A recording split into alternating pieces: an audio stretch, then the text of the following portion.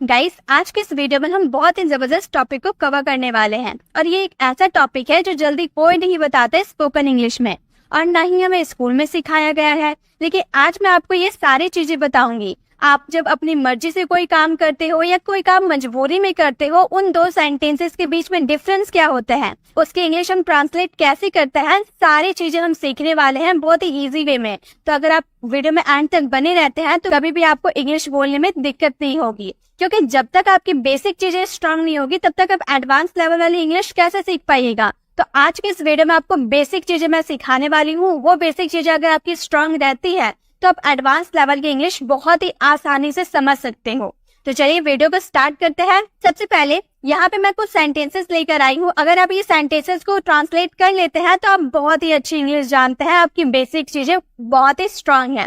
जैसे कि देखिए, सेंटेंसेस में डिफरेंस क्या है वो हम जानते हैं। आपका पहला सेंटेंस दिया गया है मुझे जाना है, और सेकंड यहाँ पर है मुझे जाना पड़ता है। ये दो सेंटेंसेस में जाने का काम हो रहा है, लेकिन दोनों सेंटेंस अलग है। यहाँ पे हम बोल रहे मुझे जाना है और यहाँ हम बोल रहे मुझे जाना पड़ता है। यहाँ पे हम अपनी इच्छा को बता रहे हैं और यहाँ पे हम अपनी मजबूरी, अपनी कंपल्सन को बता रहे हैं। आप मजबूरी बता रहे हो कि मुझे जाना पड़ता है, मुझे खाना पड़ता है, मुझे पढ़ना पड़ता है, मुझे स्कूल जाना पड़ता है।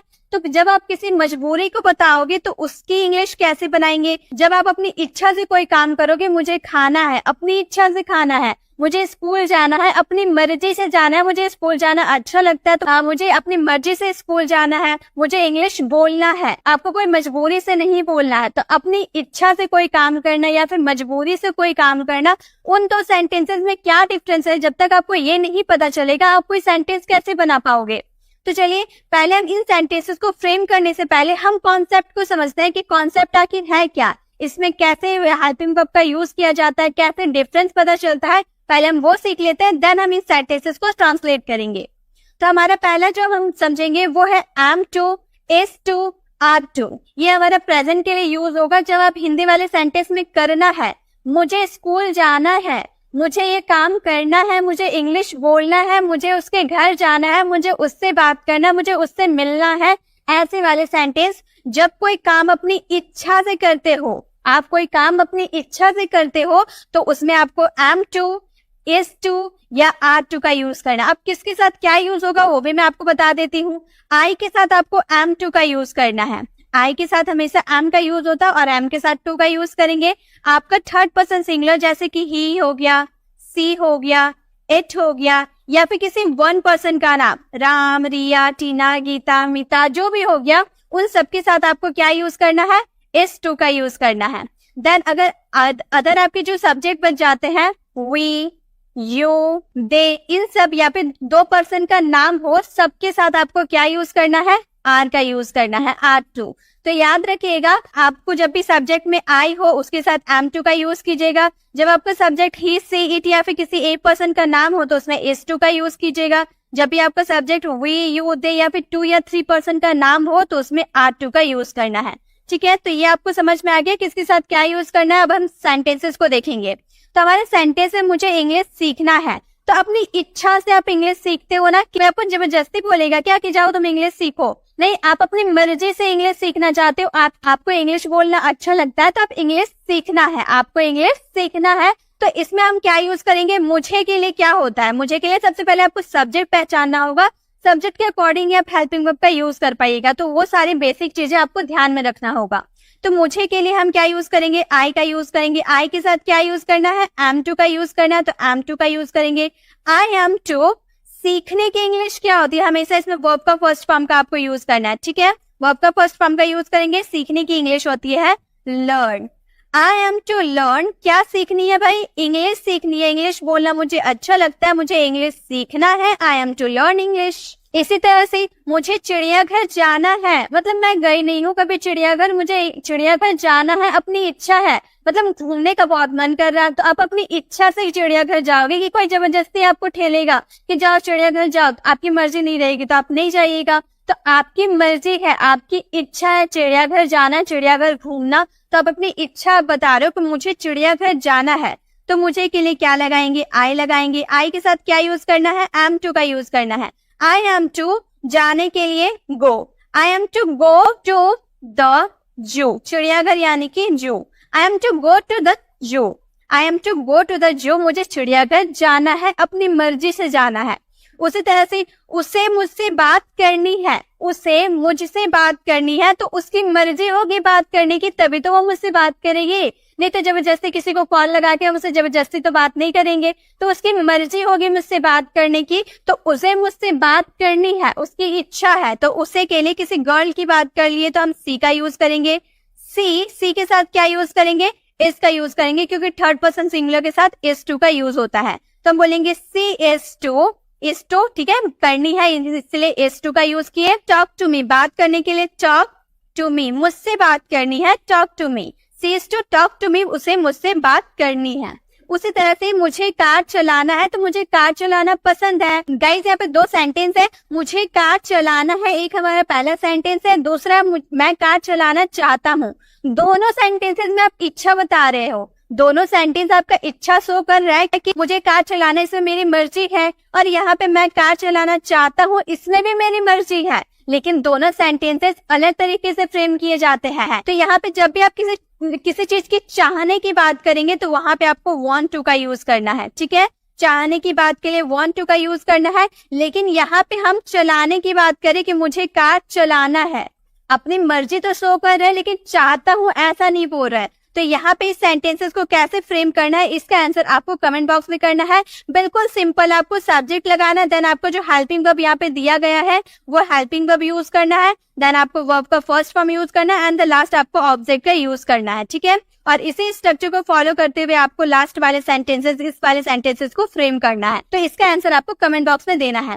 गाइस, आपको सभी स्लाइड का स्क्रीनशॉट लेने की जरूरत नहीं है, आपको सभी जो भी मैं आपको पढ़ा रही हूँ सबकी पीडीएफ मेरे टेलीग्राम चैनल पर मिल जाएगी। अगर आप न्यू है, अभी तक हमारे चैनल को ज्वाइन नहीं किए, तो आप डिस्क्रिप्शन पे दिए गए लिंक पे क्लिक करके हमारे टेलीग्राम चैनल को ज्वाइन कर सकते हैं। चलिए अब इसी के साथ आगे बढ़ते हैं। नेक्स्ट है हमारा was to, were to, करना था। जब आपको पास्ट में कोई काम अपनी इच्छा से करना था, जब कोई काम अपनी इच्छा से करना था, उसमें हम was to या फिर were to का यूज करेंगे।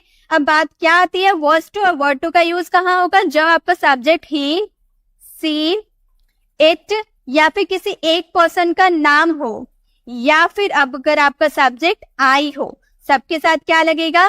सबके साथ हमें was to का यूज करना होगा। लेकिन अगर आपका सब्जेक्ट we, you या they या फिर किसी 2 पर्सन का नाम हो, 3 पर्सन का नाम हो, जो भी हो, उन सबके साथ क्या यूज करना है? आपको were to का यूज करना है, ठीक है। तो आपको were to और was to कहाँ यूज करना है आपको समझ में आ गया। जैसे हमारा सेंटेंस आप इस तरह के बोलते होंगे ना, मुझे घर जाना था, मुझे आम खाना था, मुझे उससे बात करना था, उसे मेरे घर आना था, मतलब आप अपनी इच्छा से वो काम आपको पास्ट में करना था। ऐसे वाले सेंटेंसेस के लिए was to या फिर were to का यूज करेंगे। जैसे मुझे घर जाना था, इच्छा थी भाई मुझे घर जाना। किसकी इच्छा नहीं होती घर जाना? सभी की इच्छा होती है घर जाना। तो मुझे घर जाना था, इसके लिए हम बोलेंगे आई के साथ क्या लगेगा? मैंने अभी बताया was to लगेगा। तो हम बोलेंगे I was to go home, I was to go home, मुझे घर जाना था। सभी की इच्छा होती है, अब कितने दिन भी बाहर घूम लो, कहीं भी हॉस्टल में रह लो या फिर कहीं भी रह लो, लेकिन सुकून अपने घर में जाकर नहीं मिलता है। कोई ऐसा नहीं होता जिसे अपने घर जाना अच्छा नहीं लगता, सब अपनी इच्छा से ही घर जाते हैं। तो मुझे घर जाना था, हम बोलेंगे I was to go home। यहाँ पे आप कभी भी ये मत बोलेगा I had to go home। अगर आप had का यूज करेंगे तो मतलब आपको मजबूरी में घर जाना था। अब ऐसा तो नहीं है कि आप मजबूरी में घर जाते होंगे, ऐसा तो नहीं है, आप अपनी मर्जी से घर जाते होंगे। तो आप बोलेगा I was to go home, ठीक है। नेक्स्ट हमारा सेंटेंस है, उसे पढ़ाई नहीं करनी थी। नेगेटिव सेंटेंस, उसे पढ़ाई नहीं करनी थी। अब जो बच्चे होते हैं उन्हें पढ़ाई करना तो अच्छा लगता नहीं, वो अपनी इच्छा से तो पढ़ाई करते नहीं है, उसका इच्छा नहीं था पढ़ने का, तो उसे पढ़ाई नहीं करनी थी। उसे किसी बॉय की बात करेंगे तो बोलेंगे ही के साथ was to का यूज करना है, और was और to के बीच में हमें not का यूज करना है, ठीक है। तो हम यहाँ पर not का यूज करेंगे, देन हमें to का यूज करना है। He was not to study, he was not to study, उसे पढ़ाई नहीं करनी थी, ठीक है। उसी तरह से तुम्हें सोना था, तो सोना था तो आप अपनी मर्जी से सोओगे, किसी के फोर्स से तो आप नहीं सोओगे, कोई जबरदस्ती तो आपको नहीं सुला देगा भाई सो जा तुम, तो किसी की जबरदस्ती से आप नहीं सोओगे, आप अपनी मर्जी से सोओगे। तो तुम्हें सोना था, तुम्हें हमारा सब्जेक्ट हो गया यू, हम बोलेंगे यू के साथ क्या लगाना है? were to का यूज करना है। तो हम बोलेंगे you were to sleep, you were to sleep, तुम्हें सोना था। अब है मुझे आम खाना था। अब मुझे आम खाना अच्छा लगता है तो मैं क्या बोलूंगी, मैं अपनी इच्छा से खाऊंगी ना। मुझे आम खाना अच्छा लगता है तो मैं अपनी इच्छा से खाऊंगी। तो मुझे आम खाना था, इसकी इंग्लिश आपको ट्रांसलेट करके इसका आंसर आपको कमेंट बॉक्स में करना है। ठीक है, तो जब भी आपको प्रेजेंट में कोई काम अपनी इच्छा से अगर आप करते हो तो उसमें आपको एम टू, इज टू या फिर आर टू का यूज करना है। और अगर आप कोई काम पास्ट में अपनी इच्छा से करना चाहते हो तो उसमें आपको वॉज टू या फिर वर टू का यूज करना है। किसके साथ क्या यूज होगा यहाँ पे मैंने लिख दिया है, तो आप उसे जरूर देख लीजिएगा। ठीक है, तो हम लोगों ने दो चीज कवर किया कि एक, अगर प्रेजेंट में कोई काम इच्छा से करना है तो उसमें इज एम आर टू का यूज करेंगे। अगर आपको पास्ट में कोई काम इच्छा से करना था तो उसमें वॉज टू या वर टू का यूज करेंगे। लेकिन अगर काम आपको कोई मजबूरी में करना पड़ा तो उसमें क्या यूज करेंगे वो भी देखते हैं। तो गाइस, जब कोई काम आपको किसी मजबूरी में करना पड़ रहा है, आपको मजबूरी में पढ़ना पड़ रहा है, आपको मजबूरी में नौकरी करनी है, आपको मजबूरी में नौकरी करनी पड़ रही है, आपको मजबूरी में स्कूल जाना पड़ रहा है, मुझे मजबूरी में पढ़ाना पड़ रहा है, आपको मजबूरी में पढ़ना पड़ रहा है, तो ऐसे वाले सेंटेंस जो आपको मजबूरी में कोई काम करना पड़ रहा है तो उसमें आपको प्रेजेंट के लिए हैज टू या फिर हैव टू का यूज करना है, पास्ट के लिए हैड टू का यूज करना है और फ्यूचर के लिए विल हैव टू का यूज करना है। मतलब जब आप प्रेजेंट की बात करोगे कि मुझे वो काम करना पड़ता है, मुझे स्कूल जाना पड़ता है, मुझे उससे बात करनी पड़ती है, मुझे पढ़ना पड़ता है, तो ऐसे वाले काम जो आपको मजबूरी में करना पड़ता है तो उसमें आपको हैज टू या फिर हैव टू का यूज करना है। अगर आपका सब्जेक्ट थर्ड पर्सन सिंगुलर हो तो उसमें आपको हैज टू का यूज करना है, बाकी सब्जेक्ट के साथ हैव टू का यूज करना है। ठीक है, और जब आपको काम पास्ट में मजबूरी में करना था, जैसे मुझे जल्दी उठना पड़ता था, मुझे उससे अंग्रेजी बुलवाना पड़ता था, मुझे नौकरी करना पड़ता था, ऐसे वाले सेंटेंस जो आपको मजबूरी में कोई काम करना पड़ता था, ठीक है, तो उसमें आपको हैड टू का यूज करना है। अगर आपको मजबूरी में फ्यूचर में काम करना पड़ेगा, आपको नौकरी छोड़नी पड़ेगी, आपको मेरे घर आना पड़ेगा, आपको बाजार जाना पड़ेगा, आपको उससे बात करना पड़ेगा, तो मतलब मजबूरी में आपको वो काम करना पड़ेगा तो उसमें आपको विल हैव टू का यूज करना है। ठीक है, चलिए सेंटेंसेस को फ्रेम करके देखते हैं। जैसे मुझे इंग्लिश बोलनी पड़ती है, आप बोलना नहीं चाहते हो, यहाँ पे आप कंपल्सन शो कर रहे हो कि अपनी कंपल्सन को आप शो कर रहे हो कि आपको वो काम करना पड़ता था। आप अगर अपने सेंटेंस पे कंपल्सन यानी कि मजबूरी, कंपल्सन यानी कि मजबूरी अगर आप अपने सेंटेंस पे आप शो करते हो यानी कि उसमें हैव टू या हैज टू का यूज करना प्रेजेंट के लिए। तो मुझे इंग्लिश बोलनी पड़ती थी, यहाँ पर कंपल्सन शो करो, मजबूरी है। मैं इंग्लिश क्यों बोलती हूँ? क्योंकि मैं टीचर हूँ। Definitely you will have to talk in English. If I do not speak to in English, how will you realize that I am an English teacher. So sometimes to make you understand better way, I need to speak in English. So यहाँ पे हम बोल रहे हैं मुझे English बोलनी पड़ती है, आपकी कोई कंपल्सन शो कर रहा है तो हम क्या बोलेंगे? मुझे के लिए हम आई का यूज करेंगे। आई प्रेजेंट के लिए आपको आई के साथ हैव टू का यूज करना होता है। तो आई हैव टू बोलने के लिए हम यूज करेंगे स्पीक का। I have to speak in English. मुझे इंग्लिश बोलनी पड़ती है, मजबूरी है मेरी इंग्लिश बोलना, तो हम उसमें क्या लगाएंगे? हैव टू का यूज करेंगे। ठीक है, जैसे राम को पढ़ना पड़ता था, राम को पढ़ना पड़ता था हम बोल रहे, ठीक है, कोई काम करना पड़ता था, तो मजबूरी में अगर आपको वो काम करना पड़ता था तो उसमें हम हैड टू का यूज करेंगे। बोलेंगे राम के साथ यूज करेंगे हैड टू का।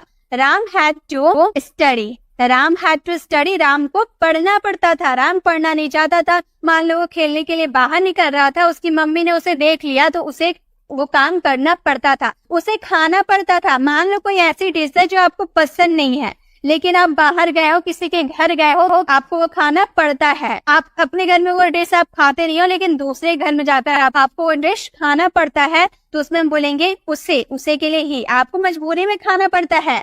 तो ही हैज, यहाँ पर प्रेजेंट की बात करें तो हैज का यूज करेंगे, ही के साथ हैज का यूज होता है।